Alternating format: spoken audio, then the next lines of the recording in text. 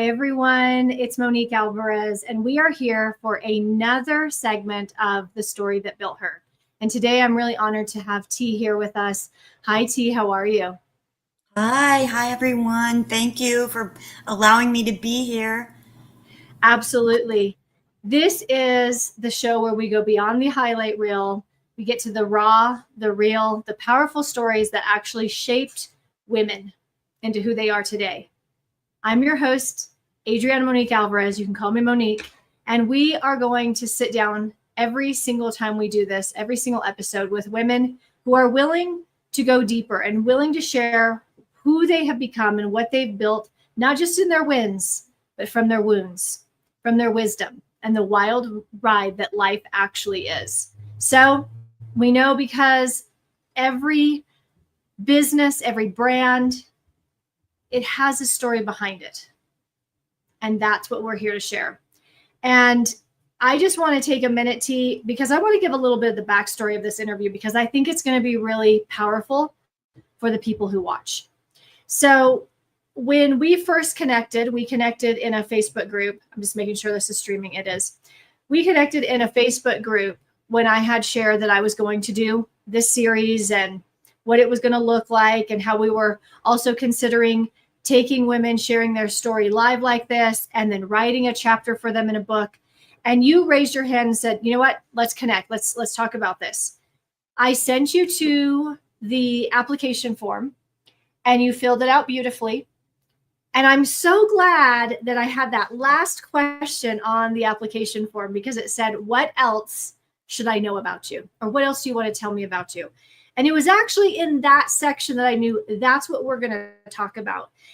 And what I want to say is, so many women, especially women in business, they think that the most important story they have to share is what they do for a living, how they help people, how their services, products, experiences help people, this, that, and the other. And those are good and important, but there's lots of places we can share that. However, those real, right into the heart stories, those are not often heard. And what did you write in that little section when I said, tell me what else do I need to know? I said something along the lines of, I generally don't mention this, but I don't know, something compelled me to share that my first daughter only lived 6 days, and she's no longer with us after that. And that was decades ago, but something compelled me to add that, even though generally I don't want people to feel a certain way when they interact with me, or I don't want them, to change how they see me. I think this is so key, what you just said there. You don't want people to feel sorry for you. You don't want them to view you in a certain way. You don't want them to view you as what? As less capable, as what would you fill in the blank there? Lots of things. I don't want them to feel sorry for me. I want them to see me, who I am, and I want to always be authentic, but I don't want them to feel, I don't know, like, you can't control what people feel, but sometimes then people feel like, ooh, should I be careful of what I say? Or, do I need to walk on eggshells? Or is there certain topics I can't say? Or what if something falls out of my mouth? Is it going to be hurtful? Or, I just want people to feel comfortable being them, so that we can be who we are together. And I think what you bring up is a really important point, because I know when I had a full-term stillbirth, there was somebody, I can't remember who, they gave me a link to a Facebook group, and there was 30,000 women in this group who had lost a baby. Okay. Similar experience to what you and I had. And one of the topics that came up the most, it was definitely a theme in the group, was, ever since this happened to me and I shared it with people, they avoid me now. So you go through this really challenging time, and because people don't know what to say, they don't know what to do, they don't want to get it wrong, So what they end up doing is disappearing. Right. Yeah. And that just makes everything that much harder. Especially if they have a living child around the same time as whenever you connected, or when your child, your specific experience, those people, a lot of times they really feel some ways, and their behavior is sometimes like you're in like, oh, like I can be happy for you. It has Yes. to do with how I feel about me. I'm thrilled that you get to live life to the fullest with your, child. And sometimes though I don't know, like They it's, feel guilt. yeah. I mean, or they don't know how to feel. So maybe they feel uncomfortable or whatever. Very true. Very true.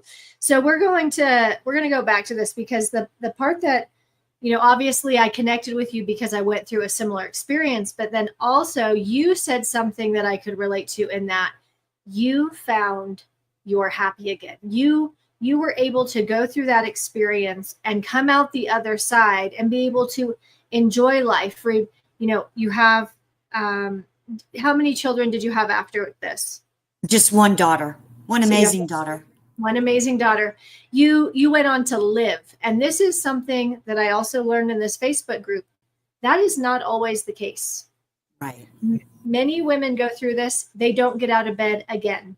They become addicts. Many of them commit suicide. They go through divorces. They have a difficult time figuring out how to move forward. So when this happened, was there a turning point? Was there a moment that you remember when you knew that you couldn't let this affect you for life, where you maybe were aware it could swallow you whole, but you made the decision to do something different? Yes. Yes, to several of those things. I'm going to say that I can't put my finger on the moment. That was in 1997. And not that that is any particular thing, but in my life's journey, I have chosen to think about all the good, and try to focus and remember on all the good, because that helps me. But there was,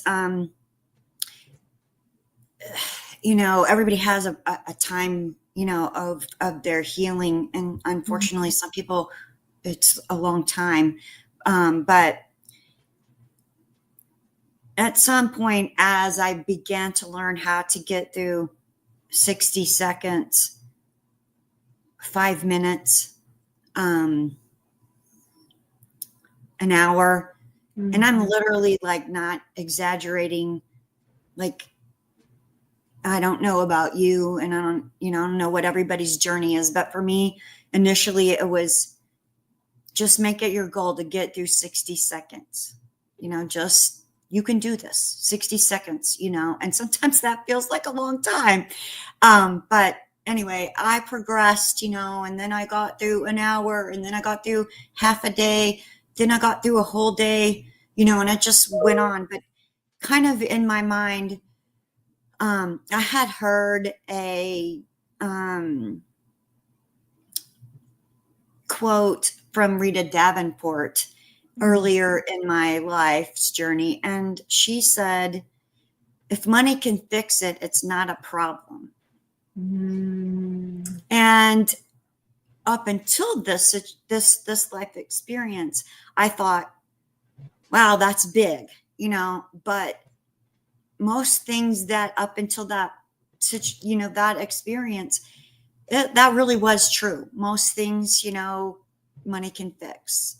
And so it's really not a big deal in the scheme of things when you experience something that, I mean, one doctor literally told me, I walk in and he's like, your daughter needs to be flown to such and such hospital immediately, and it's going to cost $90,000. What do you want to do?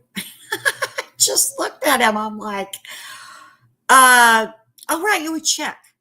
I literally I probably didn't have $5, but I'll write you a check. What do you want? Like, what do you want me to say right now? You're going to like hold my daughter's potential, miracle on as hostage for $90,000 helicopter ride. Like, I don't know what you want from me, sir. I just looked at him, and then somebody else spoke up. But so like, that to me, like, as I was healing, through all of this, I'm like, that statement became so valid and so much more meaningful and real to me, because in average, we stress out or we get concerned over things that really money can fix. Just put some money towards it or whatever, it'll all work out perfectly. But there's experiences in your life that money can't fix. And so that becomes a different thing to look at. You look at that in a different way. So true. So, that was something that kind of helped me as I went through the healing journey, is putting things in perspective. Yeah. And I think, when something like this happens, there's tons of hard lessons. There's tons of grief and pain, but there are things like this where, because you've went through it, you do have a completely different perspective when quote unquote challenges and problems arise, because in the grand scheme of things, I can get through this because I got through this, and this is a real thing. You said something, oh my gosh, I have never articulated it, but you described exactly what I went through when you said get through 30 seconds or get through 60 seconds or get through an hour, get through a day. I remember I didn't want to be alone per se, but I had a hard time being with people for too long. Even with my own husband and my kids, I could only be present so long, and I could feel that wave of grief coming. I could feel myself being taken back into that moment, and I would need to excuse myself because I didn't want to change what was going on in that moment. I didn't want to take away from their joy or change the focus, but I knew I couldn't stay in. It was like, I knew this wave was going to come crashing on me and just knock me over. And that is what it was. I remember one day my husband said, you can have 2 good days in a row now. And that was a huge milestone. It's a big deal. It is a big deal. When you're drowning in grief, being able to have these times, it's massive. You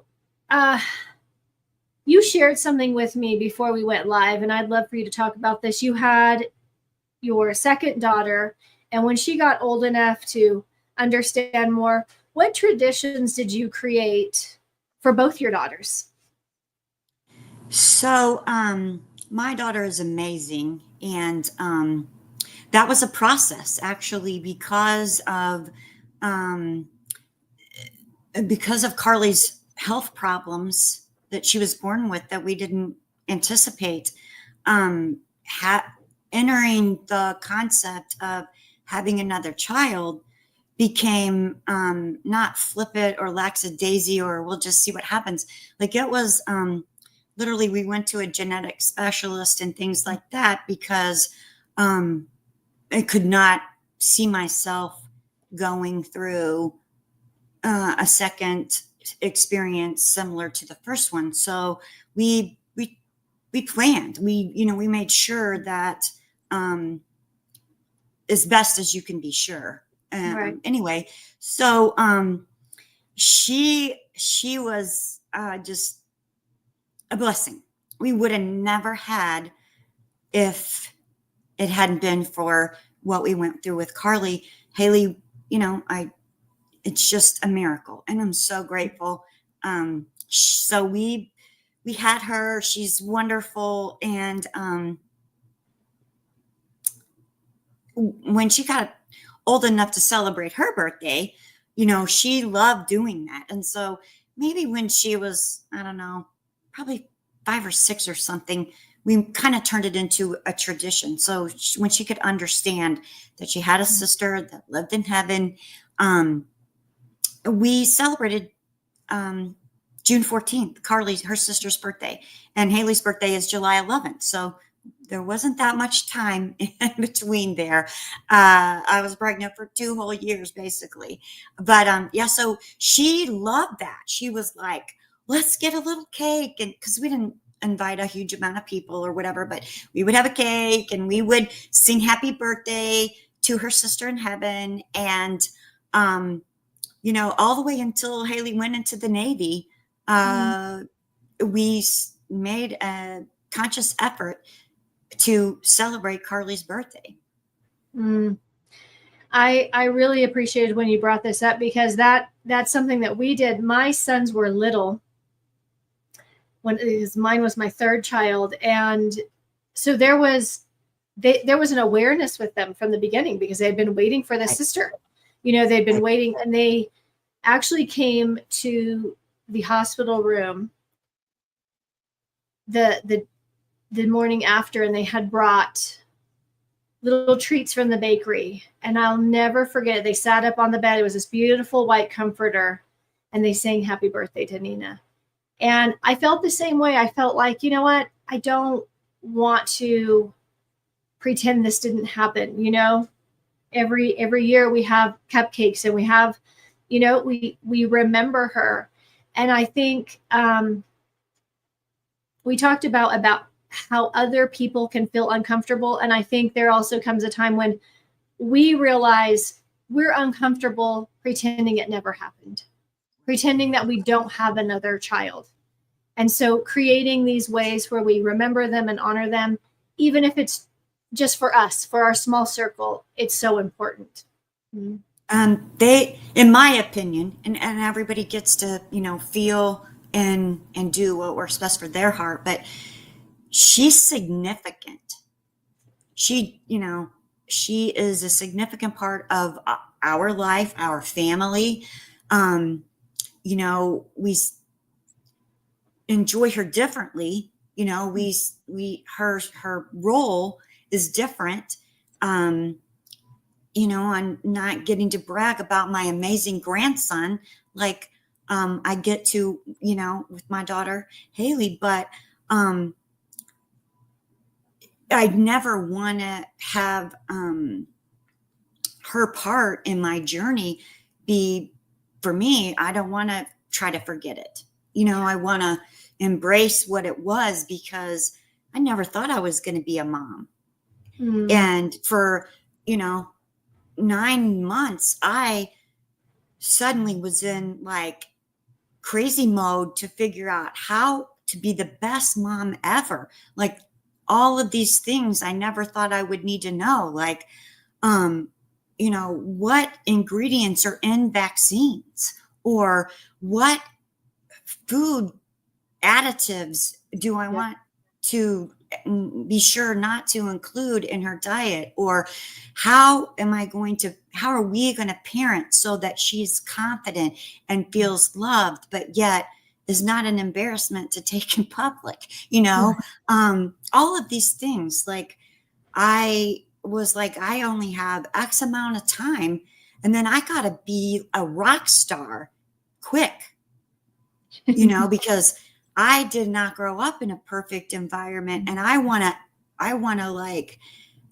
do the best. I want to be the best. I want the Mom of the Year award, but not from anybody other than me. I want to look at this and say, I'm proud of you as a mom. Your child is winning. She not winning trophies, but like winning in life. She can communicate with others. She can behave in ways to feel good about herself. She can,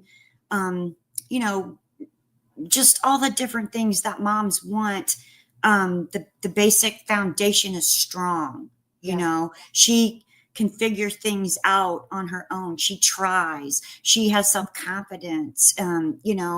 Just all of those kind of things. I'm like, that's a lot in basically 36 weeks or, 40 Yes. weeks. That's a lot. It is a lot. And I love that you felt that way. That you also decided just because what you experienced wasn't going to continue. You knew that you could choose something for yourself and for your daughter.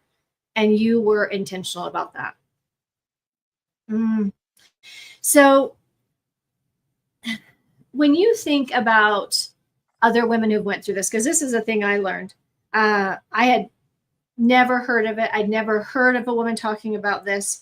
I never thought it could happen. I lived in that world where it was just, everything turns out great. There's always the happy ending.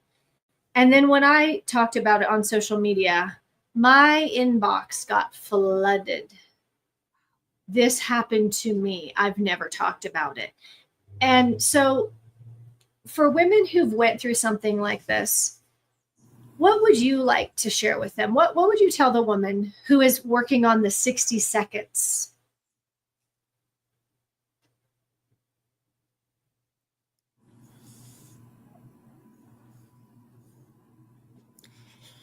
I can't say that I know exactly how you feel, but I have felt very similar to know what it's like to be unsure if you can make it 60 seconds. And I want to tell them, I believe in you. I know you can do it. Breathe and just say, I got this. I got this. I can do this. It's in me. It may be deep, but I can do this. I can make it 60 seconds. And I believe in you. And I know that it's deep in you and it's ready for you just to embrace it and just breathe. And if you have to, close your eyes or look in the mirror and say, I got this. I can do this. Yes. I'm going to do this. One moment at a time. Absolutely. I used to say that this experience, it helped me access more of myself. It took me to the deep end of the pool, but you realize you can handle more than you ever thought. You got more in there than you ever imagined. And while we would not want anyone to be in this club, if you're already in it, this isn't the end. Even when it feels like it, it's not the end.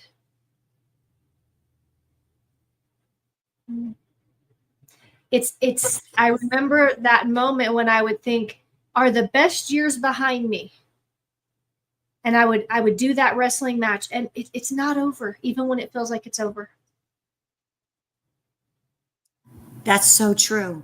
Until you have to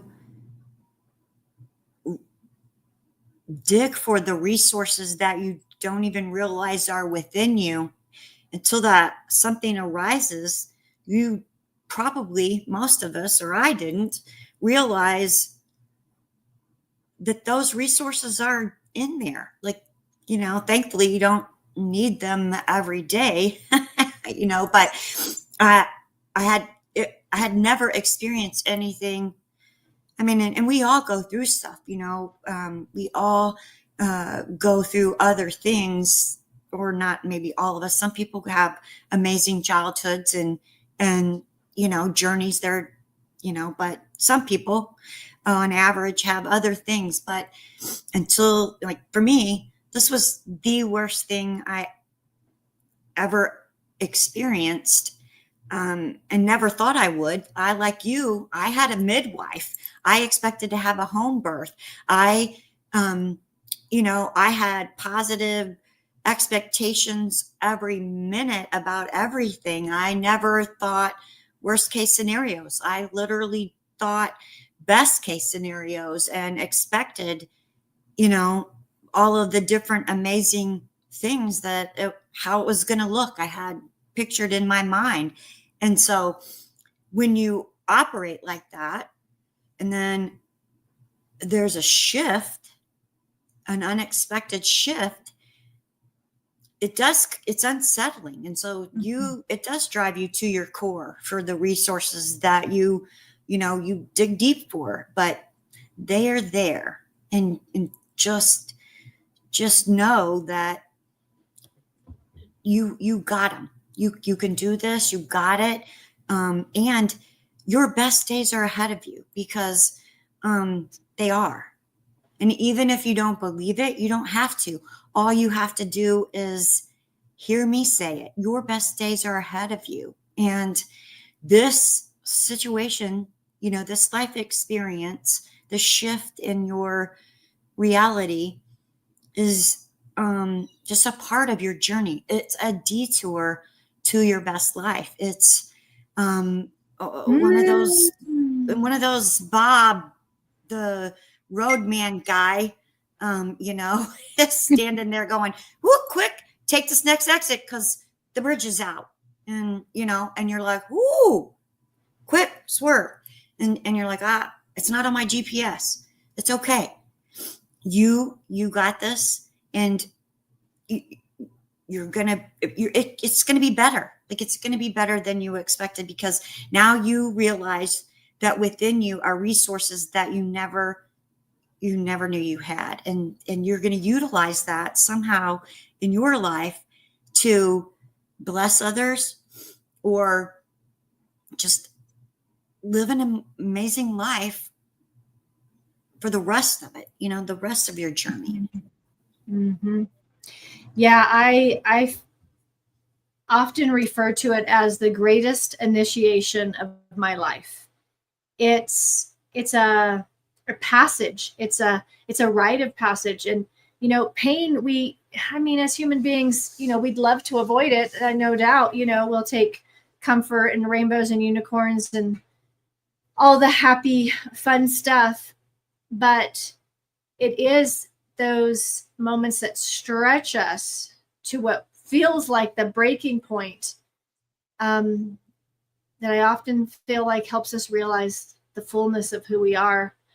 I have often referred to it as like a forest fire. When a forest fire goes through and it looks and feels like absolute devastation, and yet there's seeds that can only be cracked open through fire. And I know that there's so much that's cracked open through this experience. Let me ask you this. You're in another stage of your life. Yes. So you're not in the thick of it right now. When you look back, how do you feel like this experience helps you in terms of how you relate to others, how you work in your business, how you see the world? What did it give you that you actually sense on a regular basis now?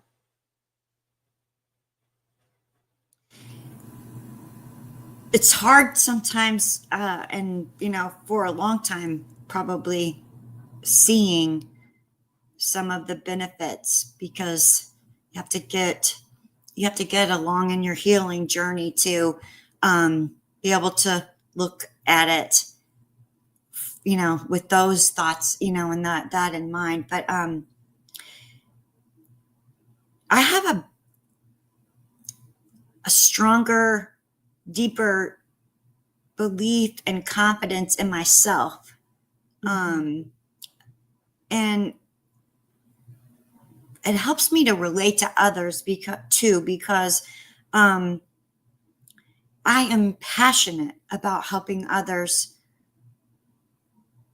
live well as long as they live.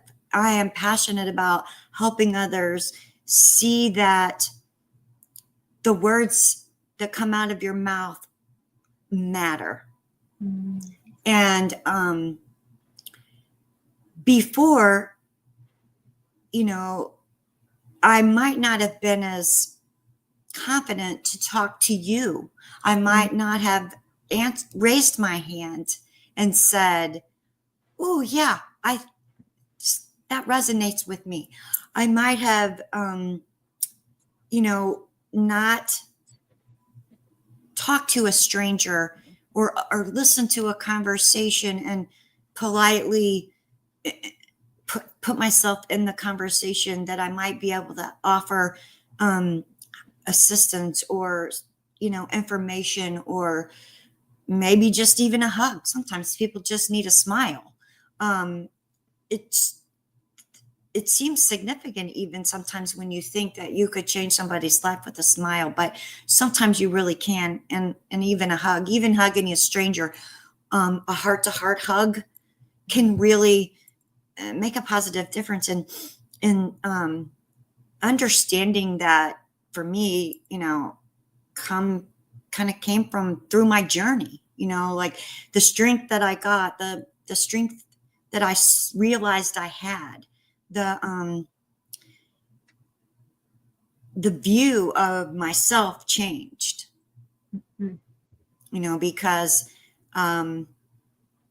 once I got past all of the feelings you feel about, was it my fault, and could I done things differently, and blah blah blah, the lack of worthiness. Now I have, and that's a journey, the worthiness, feeling worthy of happiness, feeling worthy of getting to be a mom again and have an amazing daughter. All of those things, I dug in deeper because I got the opportunity to be a mom. And my daughter's amazing. And my little grandson, nobody's prouder of that smart little amazing guy. And every time I look at him, I see his mama when she was little. And so that takes me back to when she was 2, but I get that opportunity that I am so grateful for. I get to see them and participate in their life. And I get to be able to feed and bless into, his future.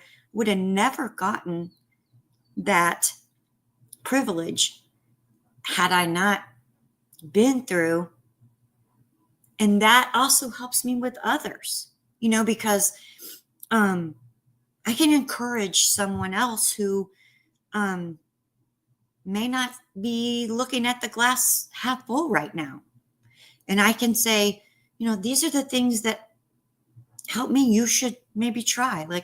And sometimes it's about just doing the action until you believe it. You don't have to believe it necessarily in order to do it.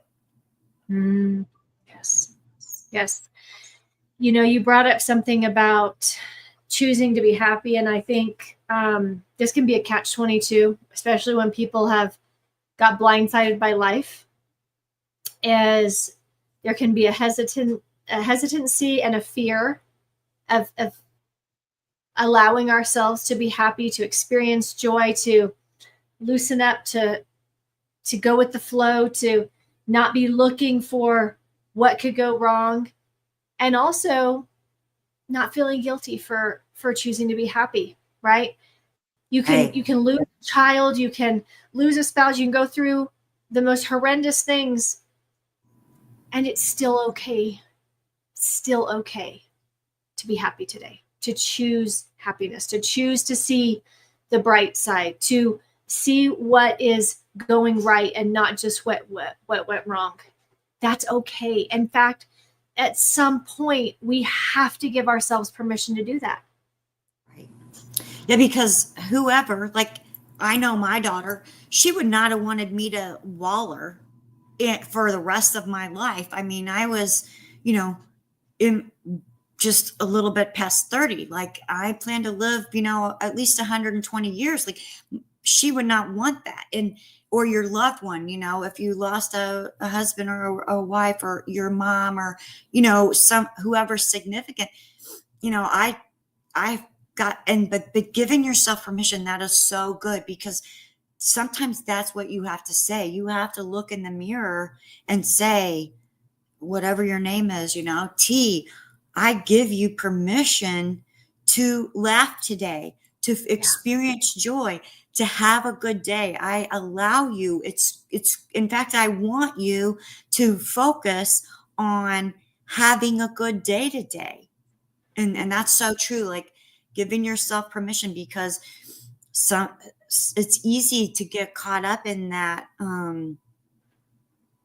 If you don't feel deserving, or if you don't feel worthy, or you have guilt or whatever, you get caught up in like giving, holding yourself accountable and feeling like you have to be miserable in order to be responsible, or whatever your feelings are. And so no, that's a very good point.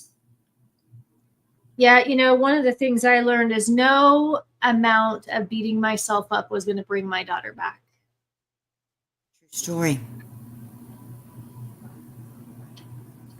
And so then it became, well, I can't change that.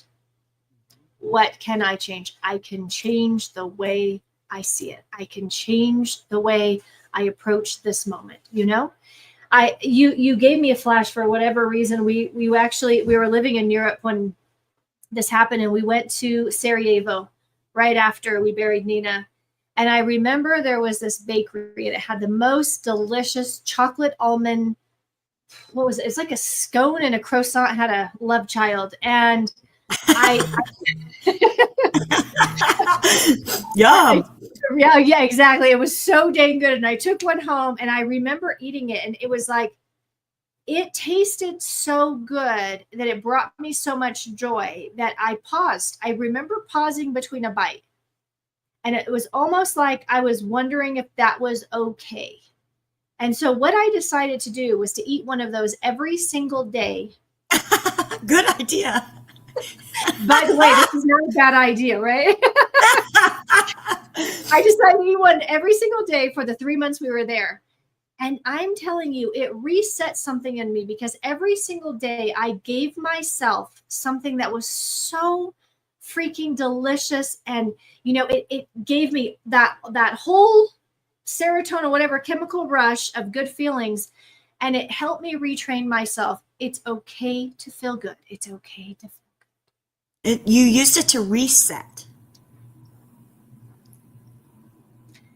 So I would love for you to tell us a little bit about what you do today and what you're passionate about today.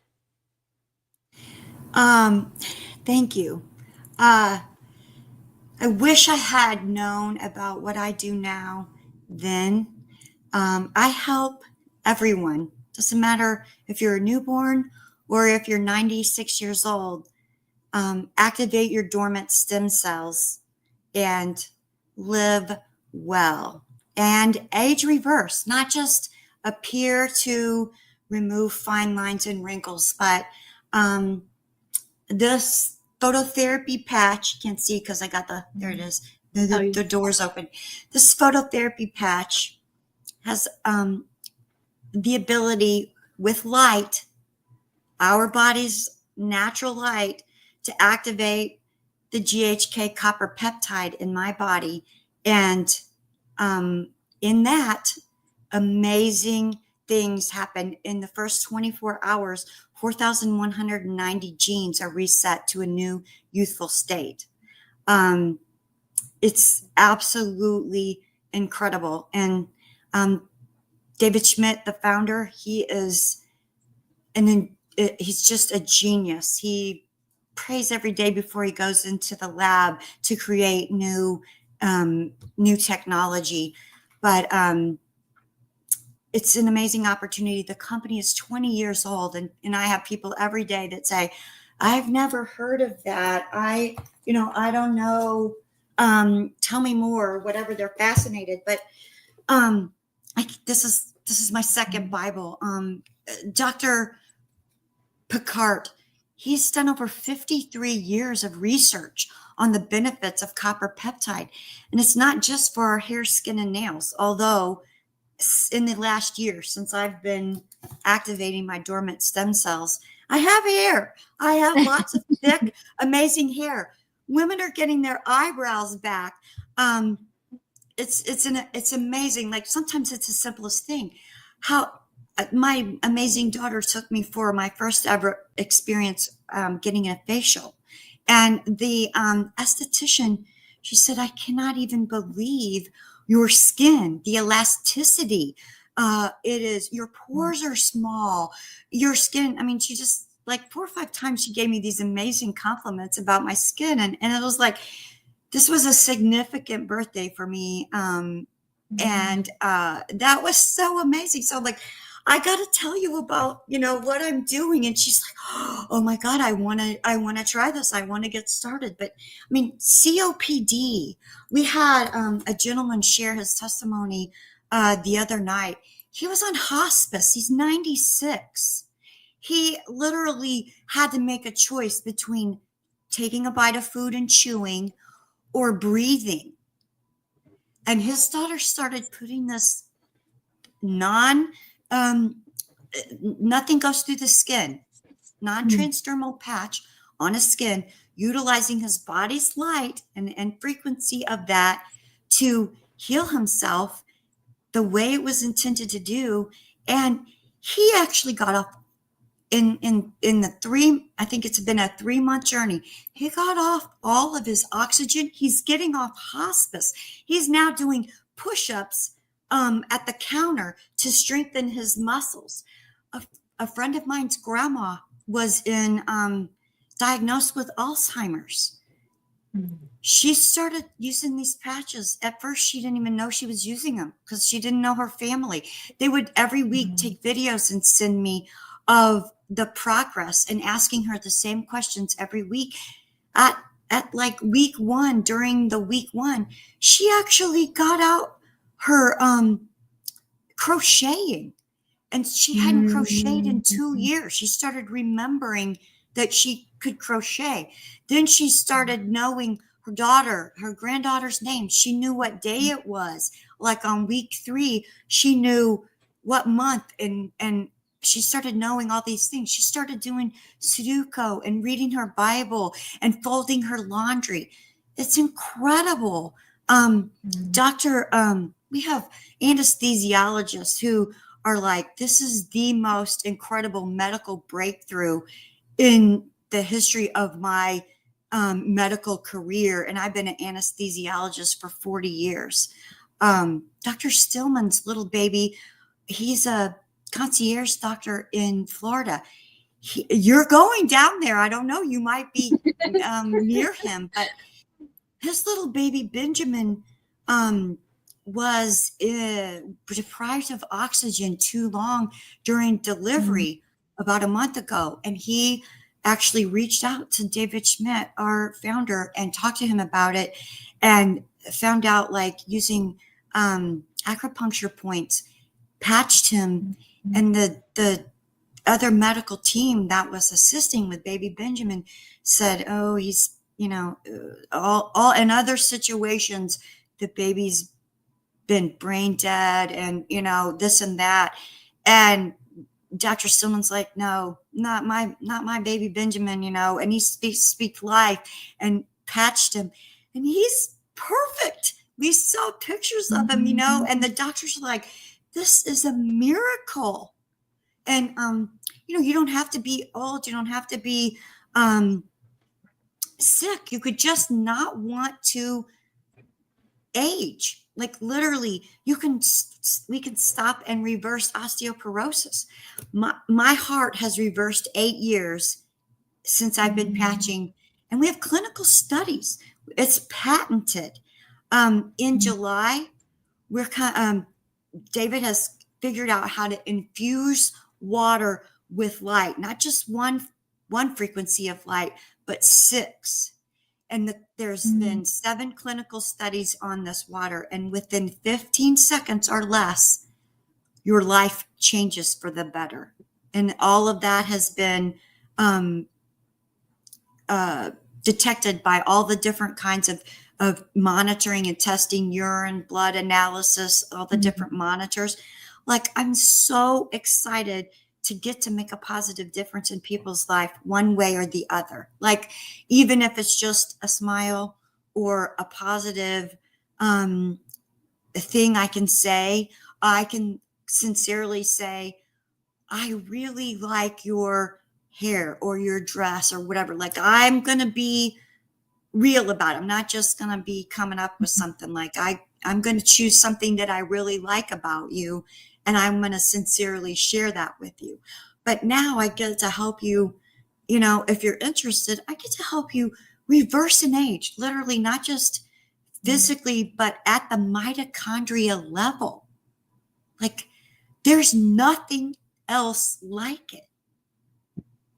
Well, and I think what is incredible is because technology is advancing and people are looking beyond pharmaceuticals and traditional ways, modern ways, there's so much is possible.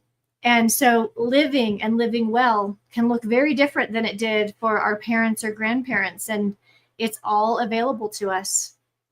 T, how can people connect with you? I have a dedicated email. It's called Choose, CHOOSE, Phototherapy, PHOTOTHERAPY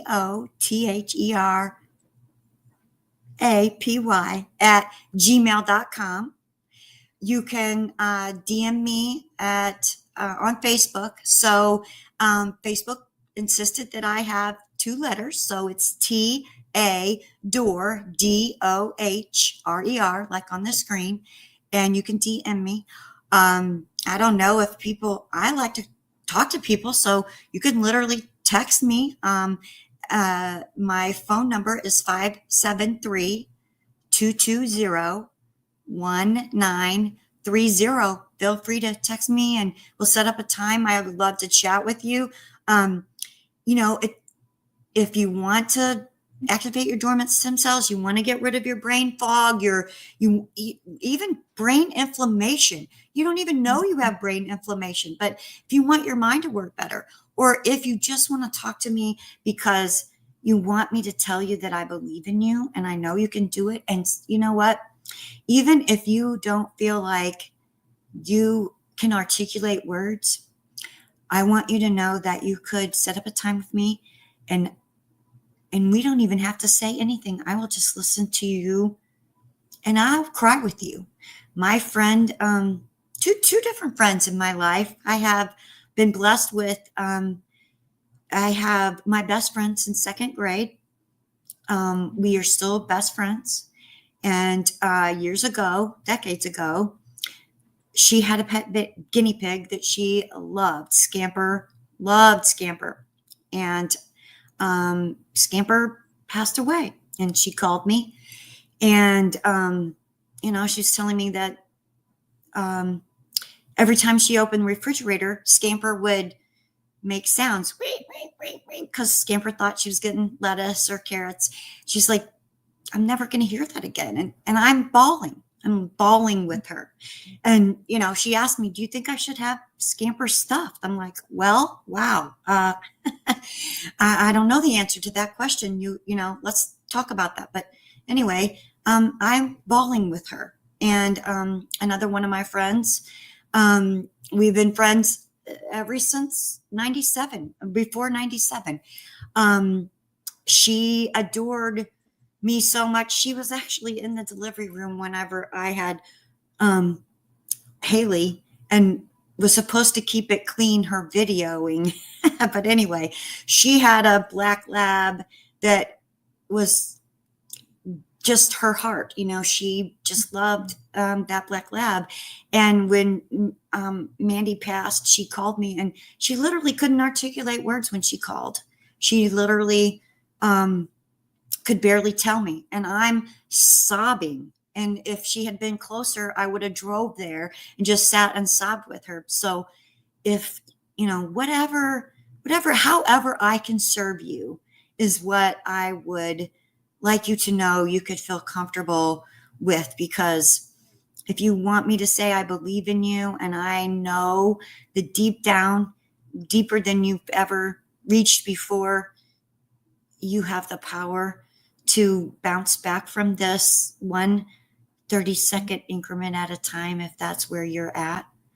Or if you just want me to, whatever I can do to be a blessing to you, because I have had amazing people in my life that have blessed me. I have in all different ways. And giving back and helping others when at whatever that looks like to them is important to me. Thank you so much, T. And I appreciate you being willing to tell your story, the one that's harder to tell, the one that needs to be told, and that so many can relate to. I appreciate you taking the time to be here. I want to thank everyone for joining us on another episode of The Story That Built Her. If you would like to tell your story here, I will make sure that you have a link to click on. If you would like to tell your story in our next collaboration book, we'd love to hear what you have to say. Until next time, I'm Monique Alvarez. Keep telling your story.